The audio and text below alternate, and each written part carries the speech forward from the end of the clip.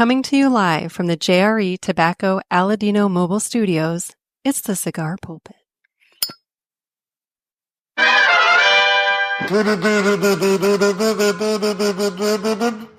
Cigar Pulpit. Cigar Pulpit. Cigar Pulpit. Cigar Pulpit. Cigar Pulpit.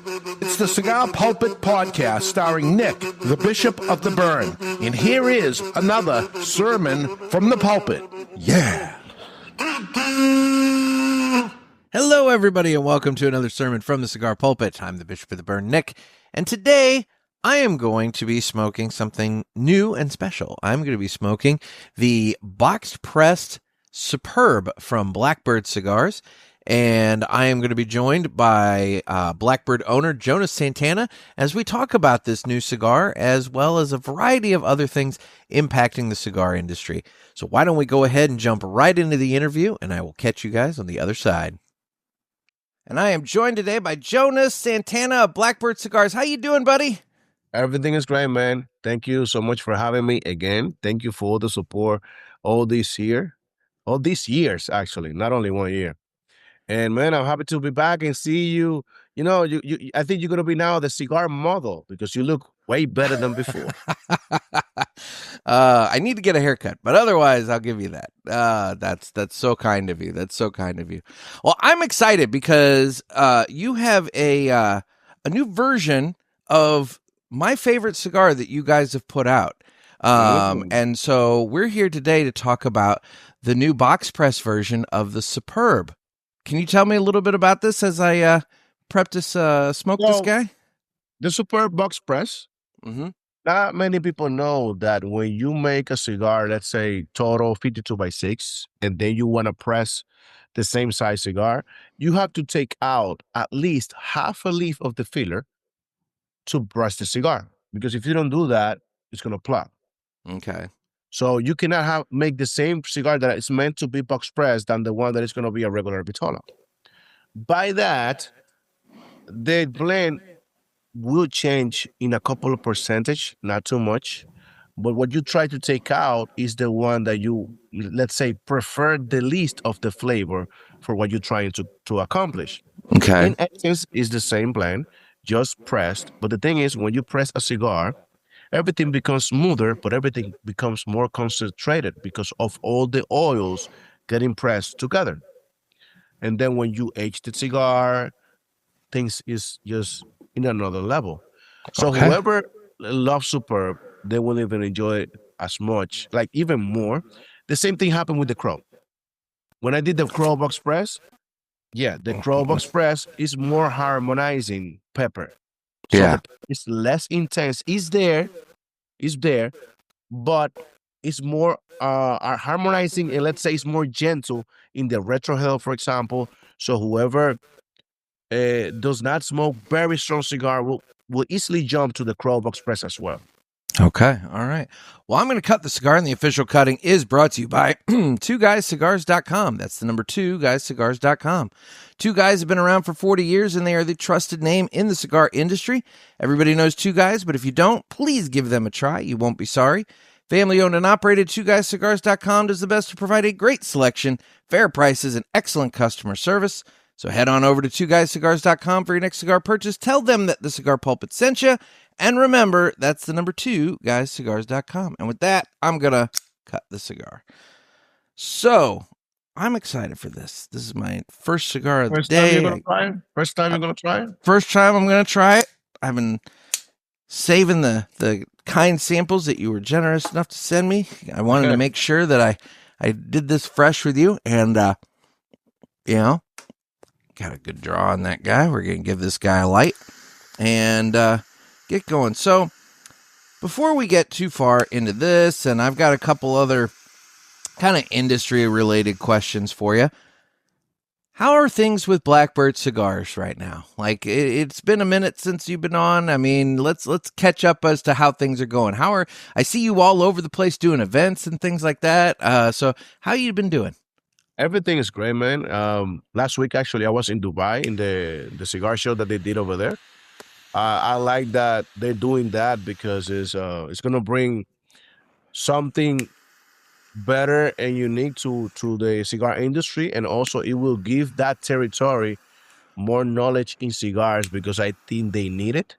You know, probably 80% of the smokers in USA don't really know a lot about cigars like you, for example. Imagine in that territory, probably 95% or 98% don't really know cigars the way we understand cigars. But they buy it, they enjoy whatever, but they don't have deep information. So I Mhm. think it's very beneficial for them, for the market, and also for us as a factory. Um, Things that is happening in our companies, everything is growing, and I have the team is getting bigger. So let's say I'm delegating even more, and I'm trying to be in places that it's a must for me to be there.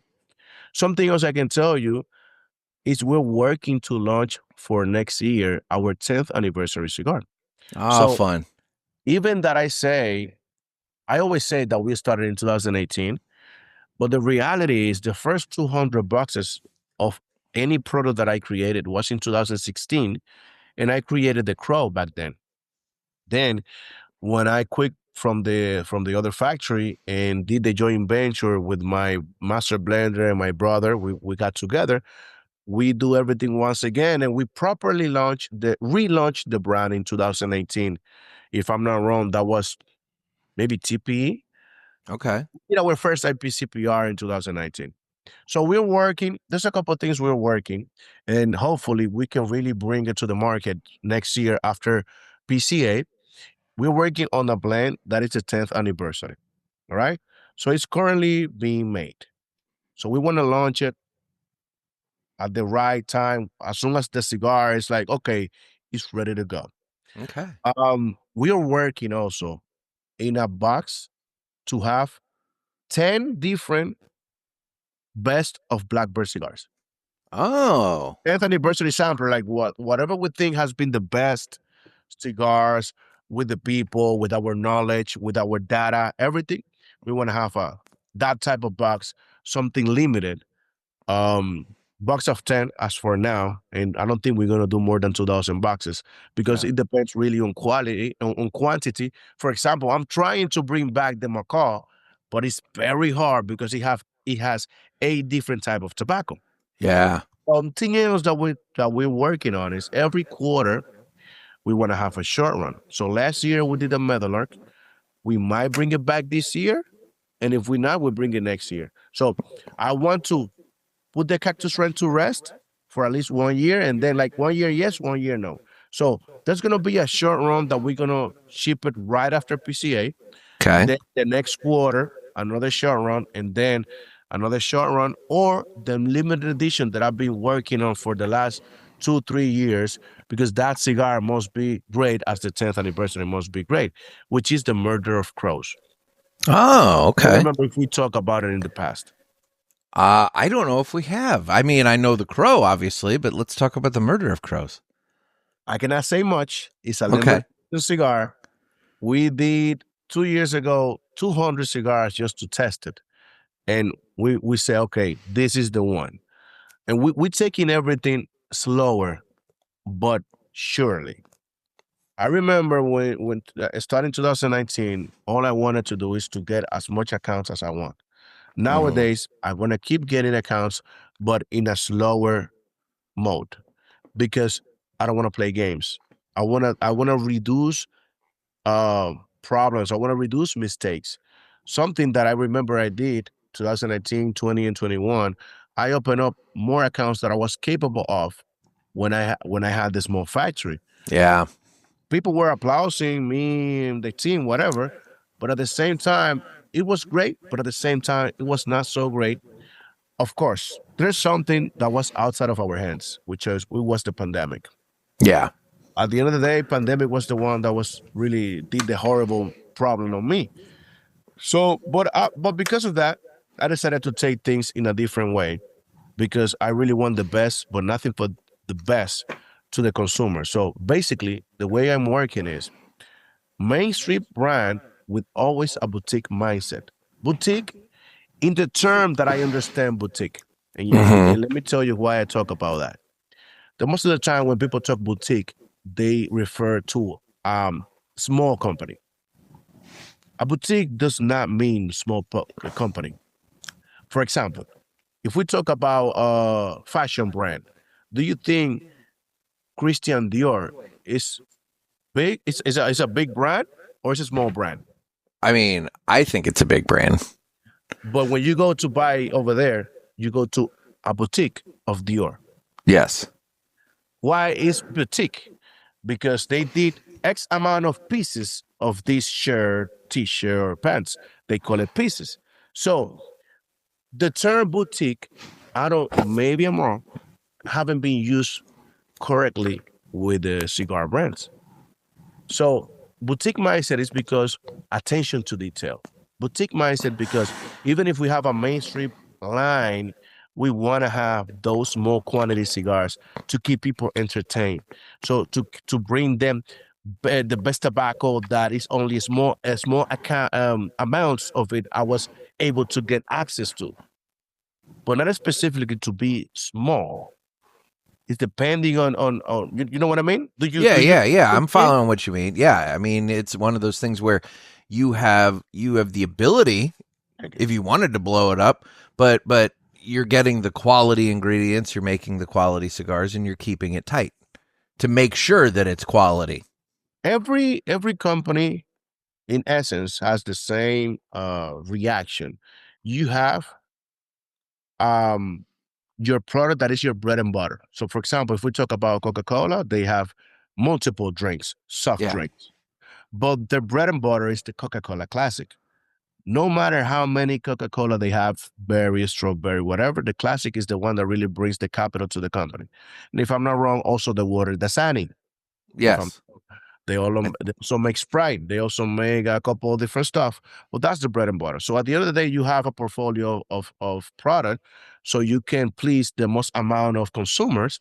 But at the end of the day, you're always going to have that product that is the one that bring the money to the table. So, for example, if we talk about Drew Estate, probably 55% or 60% of their margin comes from acid.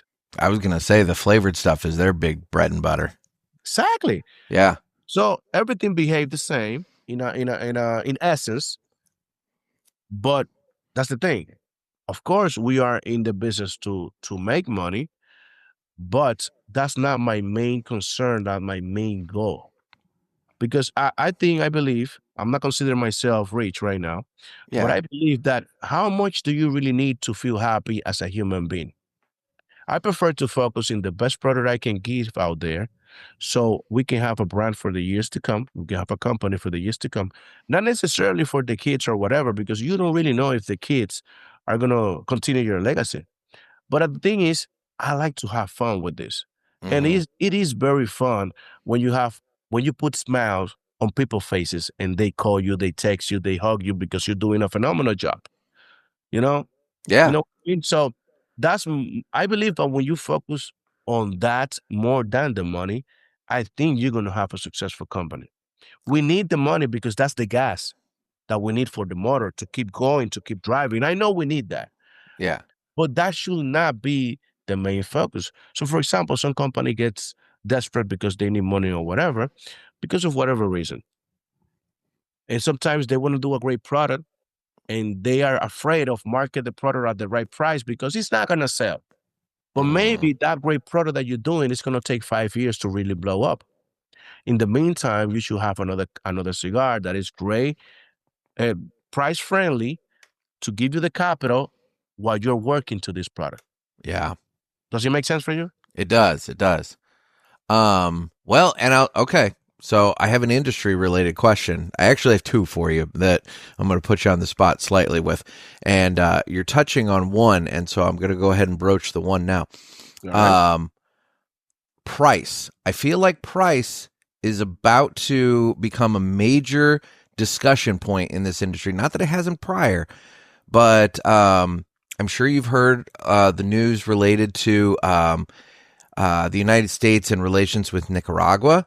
Yeah. And some of the trade and everything else, and the tariffs, proposed tariffs and everything. Obviously, we haven't, they've talked about it. They're still taking, well, hell, as of Wednesday of this week, the comment section will be shut down.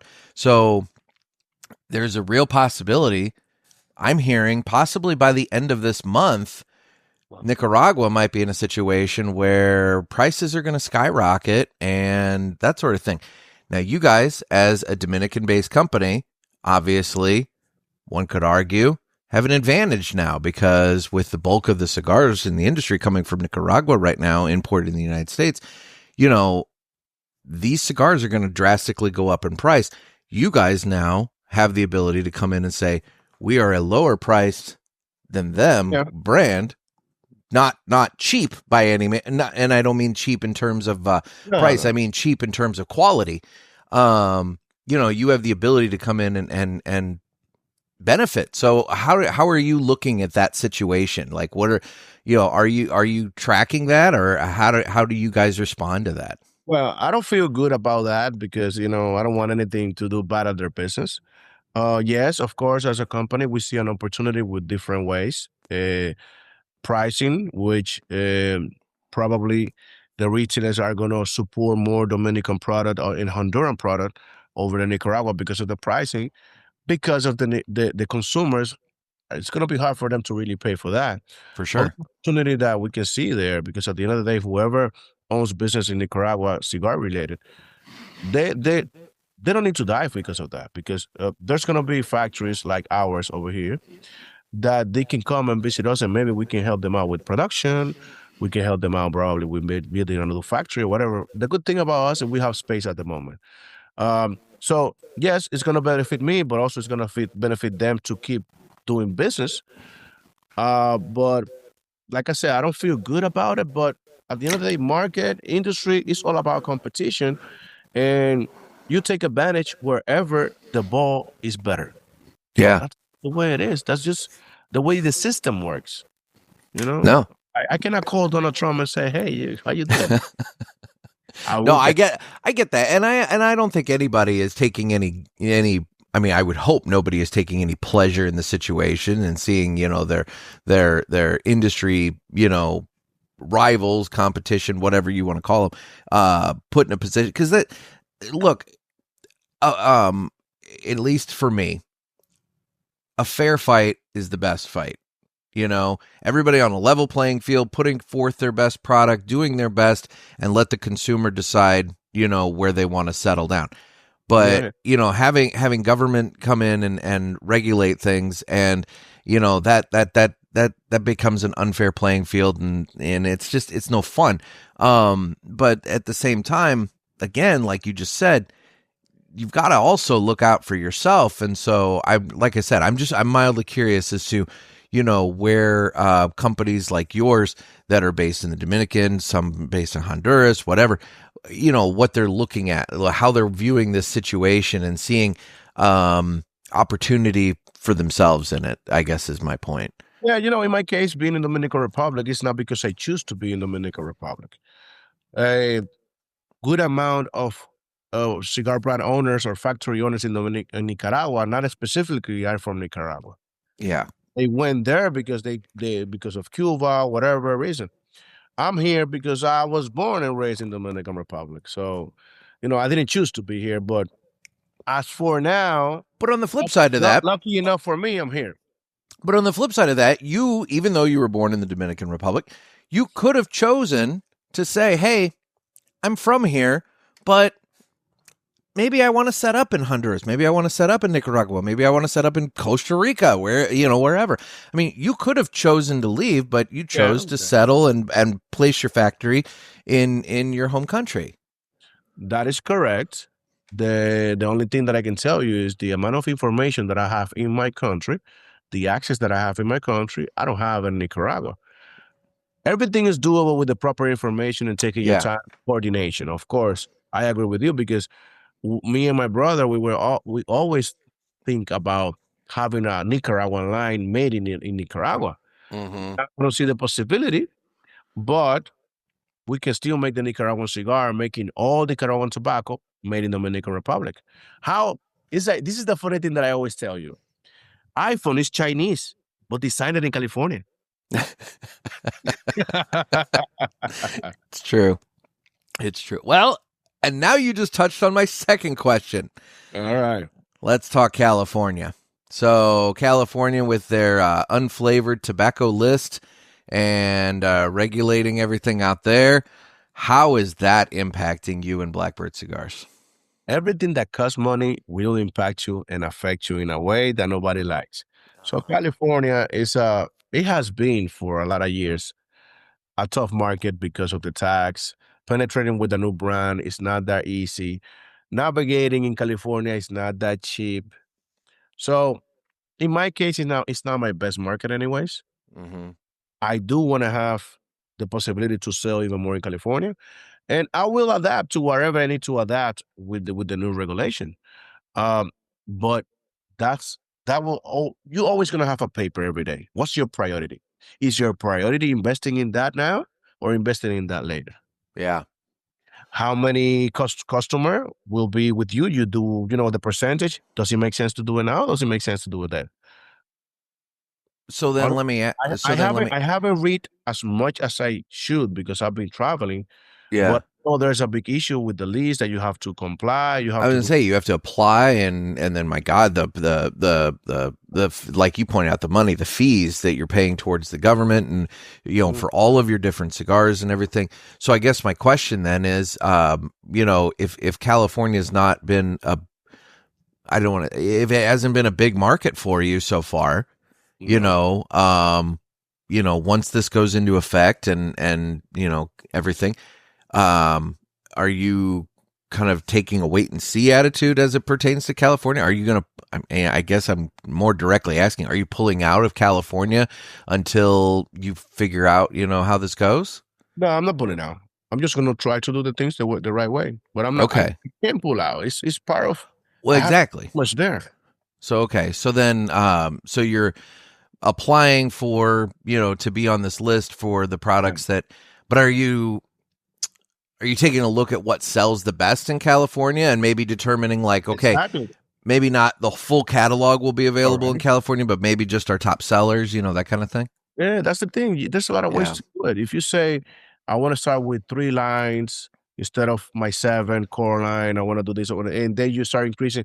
That's the same way I do it in Europe. Mm-hmm. I go step by step. You don't have to go crazy. Why? You don't have to go crazy. You have a different price list for California. As the things goes by, everything goes well. Let's add a new product. It's like working with California like another country. That's it. Yeah. It's not that hard. It's just a pain in the ass. Well, you just summed up California. Another country and a pain. That's my opinion. That's my opinion. If I'm not wrong, Texas and California is like 2 countries. Yeah. I think it's the only countries that can really divide from USA, if I'm not wrong. Well, I know Texas for sure, but you're right. I mean, you're right. And there's such different markets, I mean, than some of the rest of the country. So yeah, it's a very unique situation. I'm not trying to open up every single country in the world in one day. That's not business friendly. You go to this market, bring the capital, raise the capital there, then you invest in new countries. So that's the same thing I have to do with California.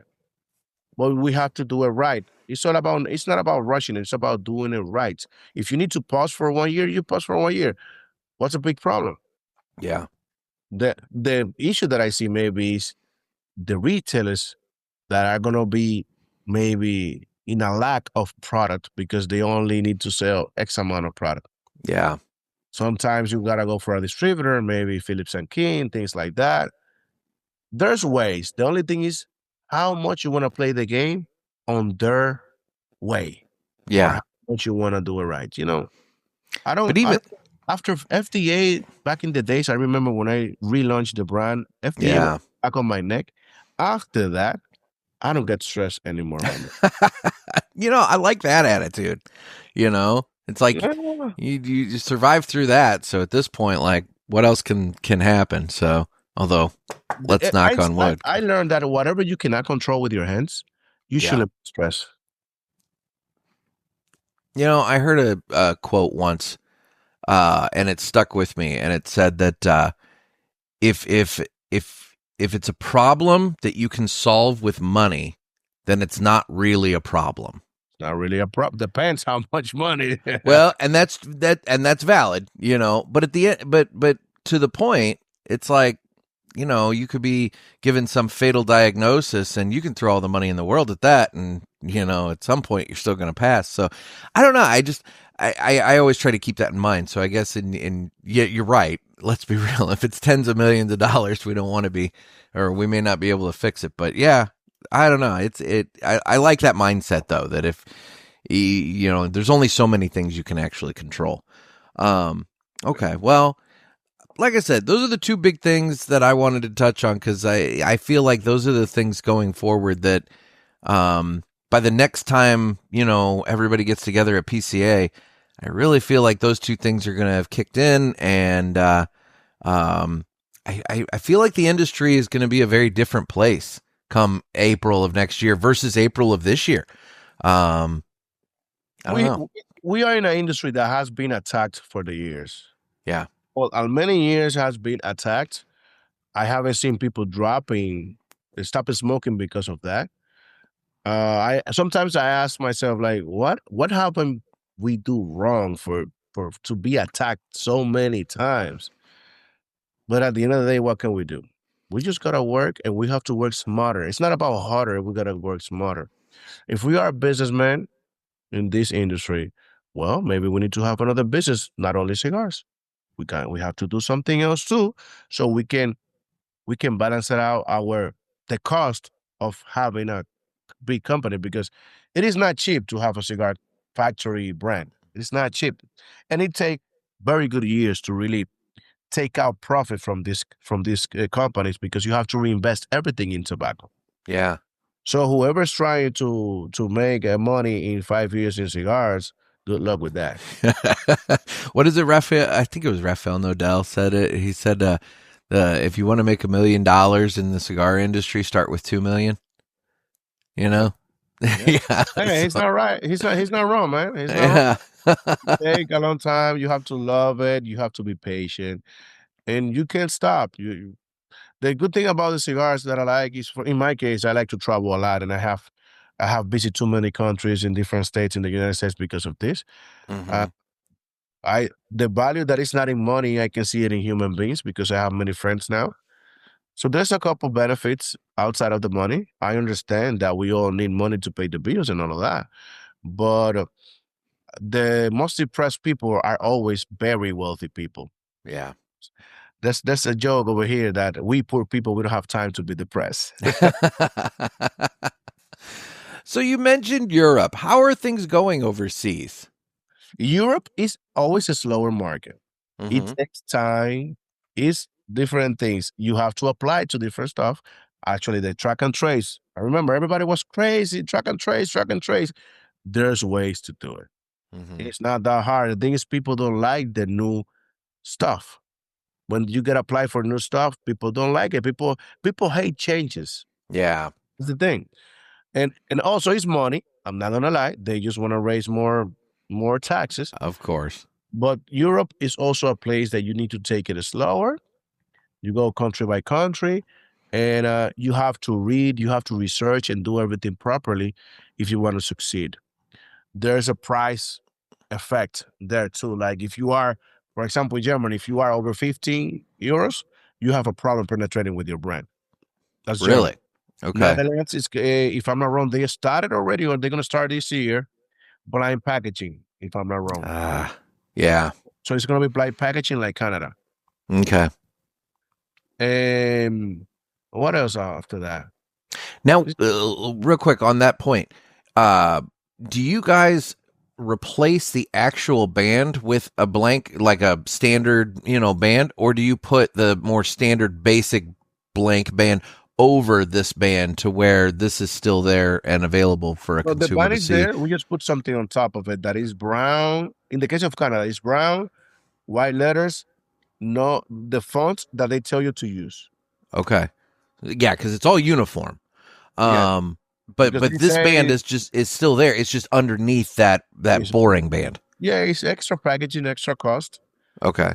They just want to make it in a way that you feel lazy about doing it. Yeah. Maybe that's I don't know, man. I don't know. Well, it takes away that uniqueness because, with your brand especially, when you walk into the humidors, you touched on it just there with the brown. It's a sea of brown. Everybody's brown, wood boxes, this and that, and whatever. Then you get to your section, and it's this pop of color right there in the humidor, and it stands out so clearly. And by doing that, I mean, it just kind of takes away that pop of color and that uniqueness in them. And so, to your point, I guess you have to do more to market and stand out in countries like that, right? In countries like that, I have a different approach that I'm going to start implementing. It's about training. It's like, it's not necessarily me being there. It's about me bringing whoever is distributing my brand over there and train them the way it's supposed to be. So when they go back to their country, it's going to be easier for them to talk about the brand, showing pictures or whatever, because it's a more personal level business, like very, very word of mouth. So if we can do that, even in a slower process, we can be successful. It's just the approach that has to be different. You really have to get the retailers on Yeah, board. so for example, they like to go by the magazine too. And like, do you have this? Do you have that? Which it costs money too. But if you're a market of Canada, like for example, and you are a brand that is not very strong yet, you might think about it. Should I do that? Because you can be there in the magazine, but if no one recognize your brand, why do you think they're gonna get gravitated to your brand? Yeah. Of course, we have something about the Blackbird that have helped in the past with the colors and everything and the uniqueness. I know about that. But again, nowadays people don't get captivated by a magazine. It works. It is a great tool, but people get more captivated by whatever they see on the phone. But at the same time, the amount of content that you get in Instagram, we are not in the pandemic problem anymore. We get tired of Instagram. You go for 2 hours and you realize you waste 2 hours. So it's more about the word of mouth and how you penetrate people's mind when you train them, when you create a relationship. You visit them, they visit you. It's more about that. It's a gentleman. It's a true gentleman's business, where it's blind packaging countries. The cigar industry is definitely one, in my limited experience from what I do, kind of viewing it from the outside in, is that relationships are just so vital. Because in this case, what you're telling me is you need to have your people having a good relationship with a retailer and and essentially convincing them, hey, Blackbird is a brand you need to be turning your consumers who you have a relationship with onto this brand. And so now you're having to train those retailers to where they are approaching their people. And when their people come in and say, hey, I want to try something different, or hey, you know what? I know you really like this XYZ cigar from this company, but have you tried the Crow? Have you tried the Superb? That kind of thing. And just put them onto that and see what you can do. And it really is a situation where that relationship between your company and that brick and mortar retailer is just so incredibly important. I think in the case of blind packaging, in even Europe, but blind packaging specifically, branding, even that if they don't see it there, they see it in social media or whatever platform they physically or digital. I think it's number 4 or number 3 in the scale of how important it is. At the end of the day, when you go blind packaging, it becomes about the most important thing about your product. It is the cigar must be great because you're battling against other great cigars. There's no gravitating to you because of the branding. So is the respect to the product that with your cigar, you will stimulate the people's palate the right way and they want to come back. Second will be the relationship between factory / brand owner with the distributor and retailers. A great relationship where you go breakfast, lunch, and dinner, whatever. You have to have a good, how can I say, compenetrate a lot with the people representing you.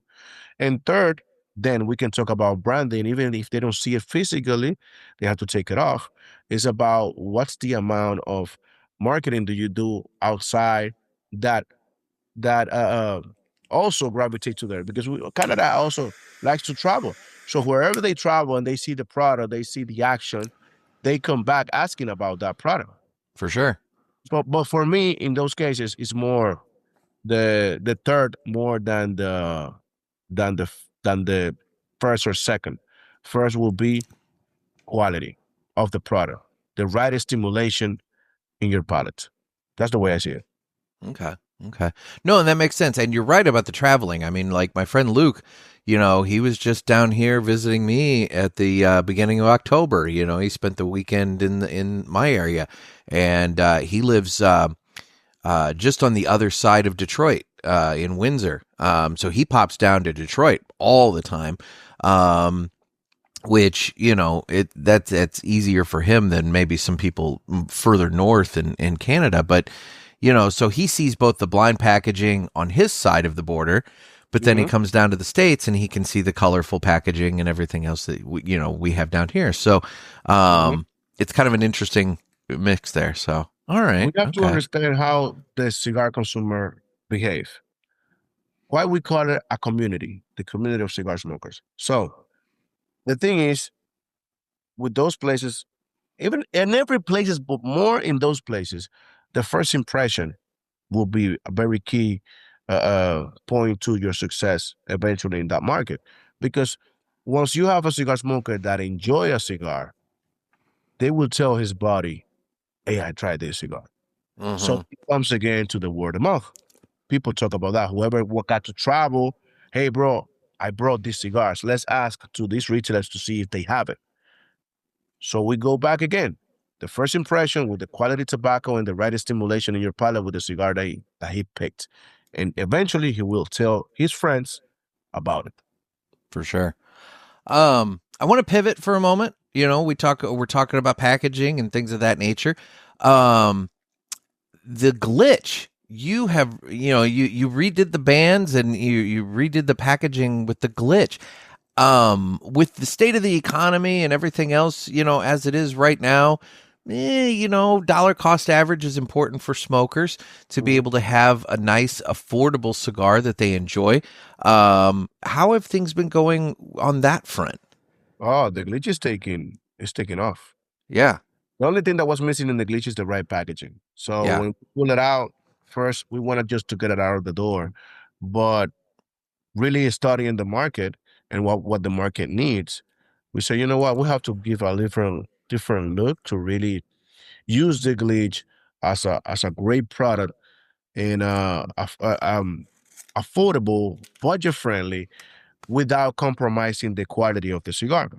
Sometimes people think that because it's below $8, oh, it's a bad cigar, but it's not like that. There's some good cigars at $8, $7. Not many, but if you do it right, you can do it. The thing to make a cigar, let's say cheaper, just use less rare tobaccos. Let's say I don't use more than 3 type of tobacco in a cigar of the glitch. In the case of the Corona, we're talking 4, 5, and 6 type of tobacco, for example, in their own kind. That make it more expensive. So what I want people to have an everyday cigar, a golf cigar for the truckers. So, for example, it ain't cheap to smoke 90 cigars in a month. We're talking what, around 3 cigars in a day? If you go, Yeah. I mean, and that's if can be $800 to $1,200. Yeah, it gets real expensive doing that. It's not cheap. So whoever can have the budget to do that and please themselves with money, applause to them. But I believe that there's a product for each niche. Can I say niche? Because I also make the bundles. So I'm in pretty much in every. The only thing I'm missing is the $20+ cigar, and I'm working on it with the 10th anniversary, anyways. So we have the bundle cigar. Which not to interrupt. I feel like the anniversary cigar is the area for cigar companies where, if you want to go a little more higher price, you can. Because it should be your showcase. It should be your Cadillac of your line, that kind of thing. I think that the consumers, we understand, hey, this is your 10th, this is a big one for you. This should be one that maybe the price is a little higher, but it should but more than likely it's going to have the flavor, the strength, the quality to it that we expect when we're spending $20 on a cigar. Yeah, it also has a psychology effect on people's mind. So a 10th anniversary cigar must taste like a 10th anniversary cigar. Mm-hmm. Also, it's like I'm gonna give you a little example. One of the SUVs that I like is the X5M. Okay. So let's say BMW presents the X5M, but he also have different scales. At the end of the day, most of the consumers probably want the X5M, which is the most expensive one. But maybe because of their budget, they cannot do the X5M. So also, when you have, let's say, a strong product, it make the other cigars sells more. But eventually, the goal is to get the 10th anniversary cigar. No, that makes perfect sense. That's the way market works. I know my friend Luke that I mentioned earlier from Canada. He does cigar reviews on Instagram, and he reviewed the Glitch, and he reviewed the Glitch Natural, and he basically summed it up at the end, talking about how he had an enjoyable and record burn length. He got tons of time out of this cigar, and he said that if this cigar is an error, rather than keep it a secret, it should have been released as actually a premium facing. So, he felt as though the Glitch was good enough that instead of being your affordable cigar, it should have been right there, front and center with the main line. So, I mean, everybody I know that has tried the Glitch has really enjoyed it. So you've got a really quality, budget friendly product there. So I really appreciate a lot about what he's saying. He's not the first, but let me tell you, because of how I know the psychology, maybe not everything, but I know a good part of the psychology of how people think about cigars and things like that. When I started selling the Glitch at first, I always gave the cigar no bands to people, so they can have any judgment before. Mm-hmm. And let me tell you, every single person that I did, I give the cigar and I always ask them. This is the first thing. They rush too much about information. And so what it has, and I'm like, friend, I don't want to tell you what it has. I want you to enjoy the cigar. Because if you are a type of guy, there's a lot of people that tell me, I don't like Indonesian tobacco. No, yeah? Why you like the Rook so much? If it's Sumatra. Yeah. Oh, is that? The thing is, a lot of guys judge the cigar without trying it. And I always say, even if I don't like one type of food, that doesn't mean you're not going to like another way of making that food. So, for example, hummus is made out of, I forgot how to say that in English. Garbanzos. Hummus is made out of chickpea, isn't it? Chickpea? I don't know. Like something like that. But you know what I'm talking about, right? Yeah. There's something that with that you can make the hummus. So I don't like the food itself, but I love hummus. So it's about, if you didn't like one San Andres to put something, mm-hmm. you should try blended by another guy, so you can really judge it. If you haven't tried different blenders with the same wrapper, you cannot judge any wrapper, because every chef is different. And people, sometimes I believe they lose the beauty of cigar. The cigar industry give you a lot of options. Do you want to eat burgers every day, honestly? No. It's about stimulating your palate in different ways with different blenders, and then you have a rotation of about 10 cigars. Hopefully Blackbird is there, but you have a menu of different offerings. So Glitch, blind packaging, every single person told me between $12 and $15 they were willing to pay for the Glitch. Wow. And I'm like, do you imagine that's less than $8? No way. But if I tell them, try the Glitch with the band and everything, that's less than $8, they will ask you, do you have something better than that? Without trying it. Interesting. That's a mistake that a good percentage of the cigar consumers make, including cigar owners. And that's a big mistake. Yeah. So I understand one side of the cigar retailers. There was an era, maybe less now than before, many new brands with very bad tobacco. And honestly, when you have a very bad tobacco, especially if you have a cigar with half a leaf of green tobacco, like it was not fermented well, Mm-hmm. it can ruin your palate for 2 days. I understand them more than the consumers. Yeah. So they're in the business, they want to enjoy it themselves, they smoke a lot of cigars a day. I understand because there were a lot of people, sometimes still a couple of guys that they don't respect cigars. And because of that, retailers get a little like they stop you for trying things because they don't want to have that ruined palate for 2 days. For sure. That's the problem. So I understand that. Interesting. Well, there's one other area I wanted to ask you about now that we're talking about having a broad portfolio and everything. And you touched on it earlier when you mentioned talking about, percentages, and you touched on Drew Estate with acid. Just anecdotally talking with various reps and brand owners and things of that nature. It seems like more and more people are gravitating towards and the sales percentages of flavored and sweetened, infused, whatever you want to call it, that kind of cigar. Does Blackbird have any interest in dabbling with that, or are you guys going to let that be somebody else's thing? I think everybody should be open to whatever it can be a great business. I'm not going to tell you that we're working on it as right now, but I don't stop about thinking having a sweet tip cigar with saccharina, which is what we use here for some stuff. But right now it's not in the priority list. Yeah. But we should have something like that.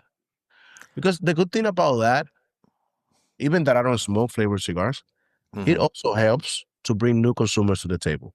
They start there, then they go to the premium cigars.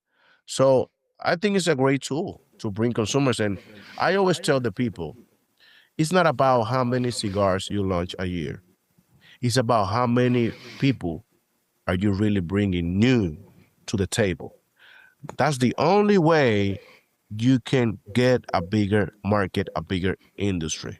For sure. Not necessarily because you have a new line of cigars. There's a new guy coming in because you have a new cigar.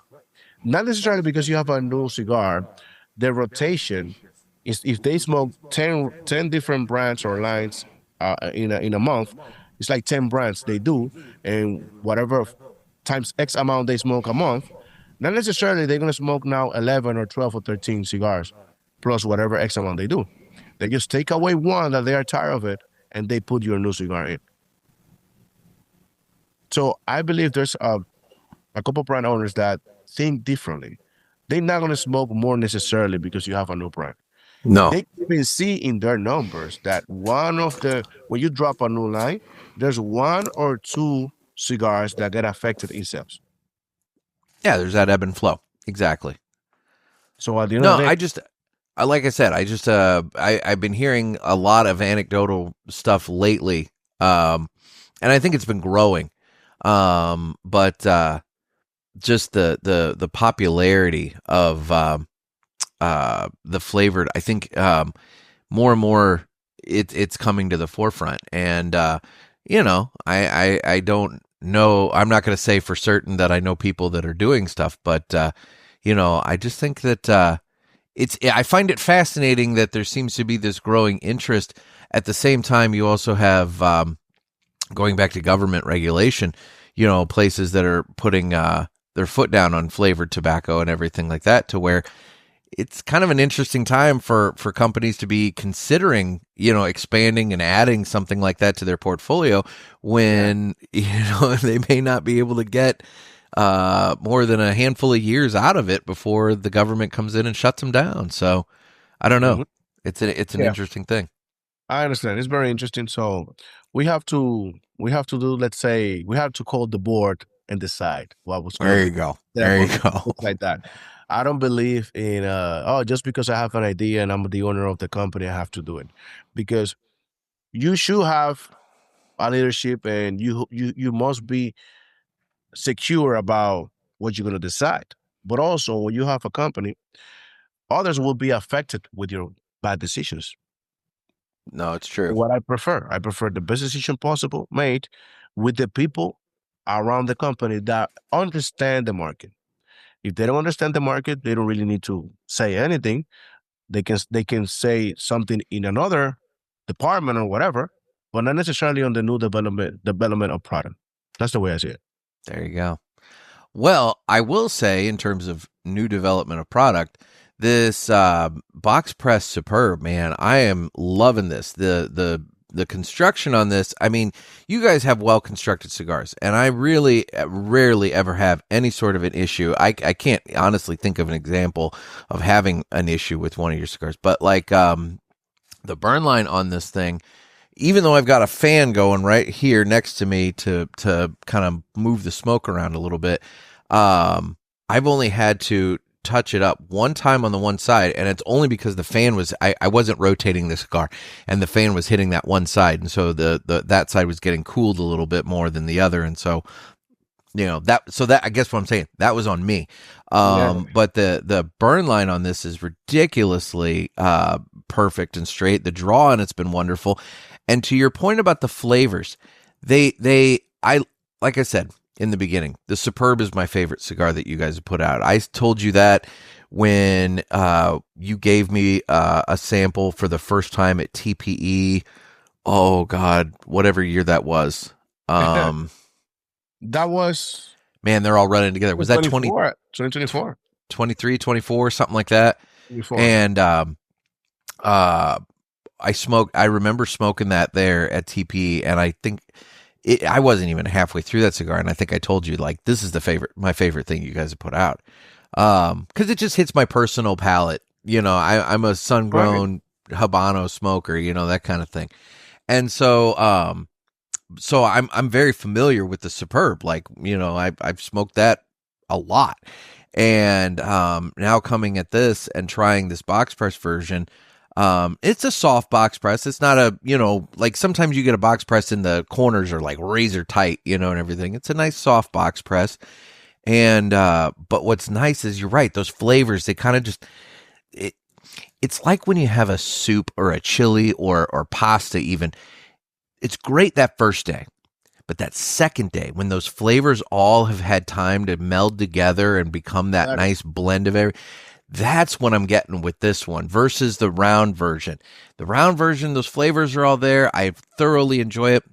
This one, this is chili that is sat for a whole day, and you're reheating it, and it's just everything has come together so perfectly. And I'm digging it. The retrohale on this has been nice and smooth, but I still get some nice flavor notes on. I'm really enjoying this. What can I say to that? I can only say keep enjoying it, my brother. I'm going to. So let me ask a question then. So you've done a box press version of the Crow. Yeah. Now you've done the box press version of the Superb. Are you looking at box press versions of any other currently round versions of core line cigars?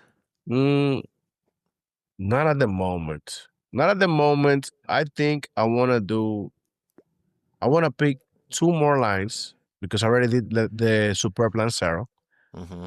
And I would like to have the Young Kindly Lancero and probably the Cuco in Lancero. I want to put that before I jump to the other box press. I believe because of the economy, I will go box press Superb or box press Crow over the regular Toro 100%, because it does taste better, smoother, flavors more concentrated. But I can see sometimes that there's some people that say, I don't like box press. And I always say, bro, but it is actually more comfortable in your mouth. I'll be honest. I tend to not enjoy box press. It's not my it's a mouthfeel thing. But the soft box press, like you've done, that's better for me, because over time, as you smoke it, it tends to plump. That tobacco expands as it warms up, and it tends to get a little bit closer to the round shape and everything. So it's the mouthfeel thing but the ones that are like really, really sharply box pressed. Those, I don't know why. It's a personal preference thing. I just don't. That's not my thing. But so yeah, I get that. This is the way I'm going to tell you. I have consumers that tell me, "Oh, I don't like box press." Next day, I see them smoking a Padron. Okay, I know the answer then. Yeah. At the end of the day, it can be a slower way to penetrate people's mind, but if you do it right, they will come back. That's the answer they gave me. Well, there you go. That's all it is. If you do it right, it will be there. Well, you've done it right. I thoroughly enjoy it. So, when are these available? Are these available now, or when? Yeah, when we're can shipping. We started shipping 2 weeks ago, if I'm not wrong. Okay. 2 weeks ago, we started shipping the Superb Box Press. Perfect. So for anybody out there listening, if your retailer maybe carries the round version of the Superb and you want to try the box press version, tell your retailer to look into that. If they already have it, pick one up and give it a try. Hell, maybe it would be a fun experiment if your retailer has both versions. Hell, grab a round version, grab a box press version, smoke them side by side and see what you think. Figure out the difference. I think that's a really fun experiment to do. Maybe compare the two and actually see, which way you prefer it, because there are some very subtle differences between the round version and a box. I actually have a round version of the Superb Robusto in my humidor inside. So I may very well end up doing that myself at some point, just to, double fist it and, see which one, how it goes. But no, yeah. I'm really enjoying this, man. I appreciate it. I'm happy for that. Perfect. Well, is there anything that we didn't touch on that you want to touch on? No, I'm just looking forward to a better year next year. We almost closing the year. It's December. Yeah. Everybody great holidays with their family, whatever they enjoy to do. I always say it's not only family. That's one part of it. Also, whatever you enjoy by yourself, you can also do it. It's doable. Thank you, everybody, for supporting Blackbird all of these years. And I hope we can be giving you the best of the best. And you know how it is. Can't clip my wings. There you go, man. There you go. Well, where can people get more information about Blackbird Cigars? Well, it's Instagram. I'm working to have a new website. Mm-hmm. But basically it's everywhere. You just type in Blackbird Cigar in Google, and there's a lot of information that is going to come, from writings to interviews, past interviews that I have done with you. It's everywhere. They just need to type in Blackbird Cigar in Google. There you go. Well, perfect. Well, Jonas, thank you so much for taking time out. I really appreciate it, and I really appreciate you giving me the opportunity to try this Superb box press. It's been a pleasure. Thank you so much, as always, my man. Thank you. And I really want to thank Jonas for taking time out of his day to talk with me about all things Blackbird, actually. We got into some different topics, got a little bit more into the industry and everything else. So it was a good, I thought it was a good conversation. So I want to thank him for taking time out to do that. I have finished my Blackbird Superb box press. What a fantastic cigar. I really enjoy it, and I'm glad that I have a couple more to enjoy in my private time as well. So why don't we now go ahead and get into the rest of the show and get into this. It's time for the Villiger Cigars Entertainment Report, brought to you by Villiger. Villiger Cigars, one of the leading cigar and cigarello manufacturers in the world, founded in 1888 and still family-owned and operated. Head over to VilligerCigars.com and check the store locator to find a shop near you that carries them. We guarantee that Villiger Cigars will be a wonderful addition to your humidor and cigar rotation. Yeah, that coffee got cold. Anyway, all right, guys. Well, I will admit I haven't had a whole lot of time to watch a whole lot this week, but I did do something fun. So, I don't know how many of you have an Alamo Drafthouse Theater in your area. I have one over in St. Louis. It's not a place I go on the regular. It's kind of a bitch to get to because, parking. You got to go downtown. Well, it's not. Yeah, it's kind of downtown. And parking's a bit of a bitch, but it's a fun experience. So you go there, and it's a more upscale theater than your local megaplex. And they have snacks that are a little better. They have a waiter that actually comes to your seat in the theater and brings, the snacks to you and that sort of thing. It's nice. But what I really enjoy about it is that, aside from the major releases, they get some of the more offbeat stuff, some of the stuff that, you don't see coming to your local, 10 or 15 or 20 screen, megaplex.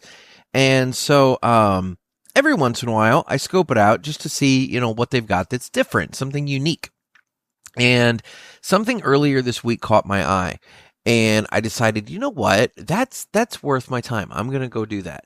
And you may laugh at me, but Tuesday morning, I went and I watched a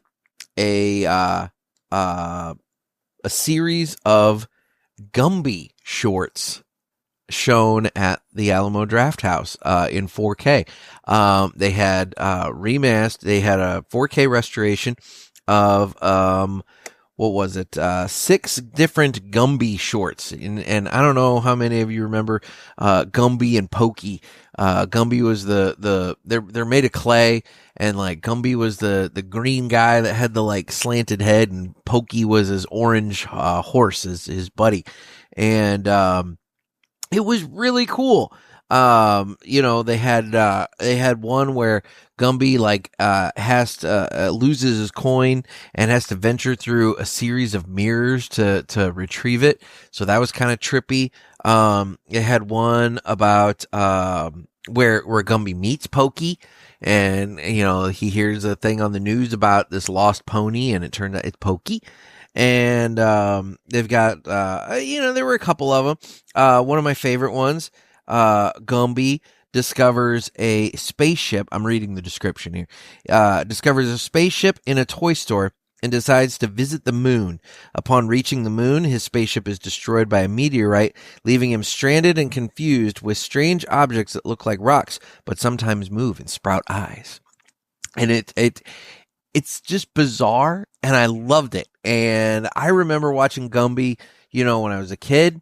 And so this was just a fun trip to the Alamo Drafthouse for some goofy Gumby and Pokey action, and I enjoyed it. So that's the thing. Every once in a while, you got to do something just kind of goofy and off the beaten path. And so I went and I watched Gumby and Pokey at the theater the other day, and it was fun, and I would totally do that again. So if you have an Alamo Drafthouse in your area, keep track of it. They get these weird things on off days, not really necessarily like the weekend. The weekend they tend to do the regular stuff, but if you check them out throughout the week, they get some really off the beaten path kind of different things coming to the theaters. And, it's a lot of fun. There's a lot of theaters that have been doing that lately, expanding out and offering different things. I know some theaters do pay-per-view events, be it UFC or boxing or wrestling events. Some theaters, they show a lot of older movies, just one day only, kind of come in and see this older movie. That kind of thing. And I like it. I love it. I personally love the theater experience. I love going to the theater. I like, having my popcorn and sitting and watching it, although I haven't really been doing the popcorn in the last, 6 or 8 months. But, it's a lot of fun. So I would highly recommend it. And it was worth the time and the money. So anyway, that's what I watched lately. I watched some Gumby and Pokey. It's time to fly high with Blackbird Cigars. Blackbird Cigars offers you remarkable quality using the most delicate and finest tobacco to always ensure that you're receiving unsurpassed cigars. Blackbird Cigars strives to give you undoubted repeating flavor for every cigar you smoke and impressive quality so that you can always expect greatness. Check out their website for a full list of stores carrying Blackbird cigars and give them a test flight. Blackbird Cigars. Can't clip our wings. All right. So, today we are going to discuss a gentleman who came up with an invention and saved a lot of lives. So in the early 1900s, safety equipment for firefighters and rescue workers was almost non-existent. Smoke inhalation killed more people than flames. Garrett Morgan, an African-American inventor and businessman in Cleveland, saw this danger firsthand. He designed a safety hood, an early gas mask that used long hoses to draw clean air from the ground, allowing rescuers to breathe in smoke-filled environments. In 1916, a massive explosion trapped workers in a water tunnel under Lake Erie. Rescue teams couldn't reach them and the smoke was too thick. Morgan arrived with his invention, put on the hood, and personally led a rescue team underground. His device worked perfectly. He saved multiple workers' lives, and the invention became widely adopted by fire departments and the U.S. military. Morgan didn't just invent something, he proved its worth by risking his own life. So be like Garrett Morgan and Blackbird Cigars and don't let anybody clip your wings. Cool story. All right, guys, what's that time? I'm available on Instagram at The Cigar Pulpit. I'm on Facebook where we have the Pulpit Parishioners group. You can get in on the fun there by finding that and requesting access. I'm on Twitter/X, and you can watch this on Rumble and YouTube.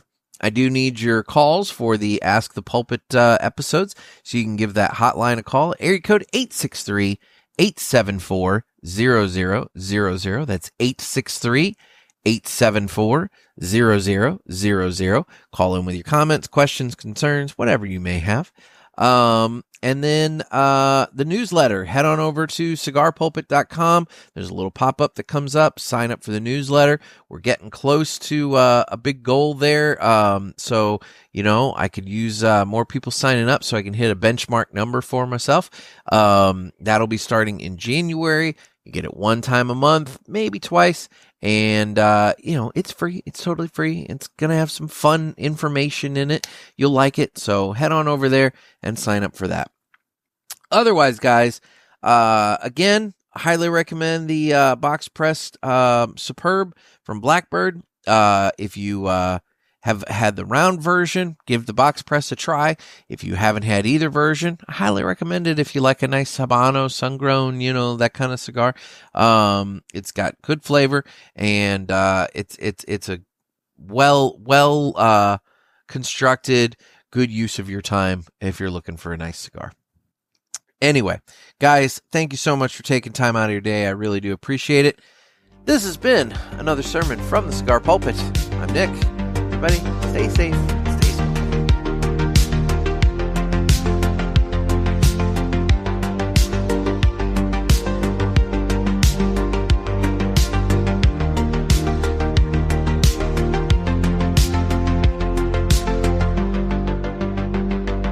Have a good weekend, everyone.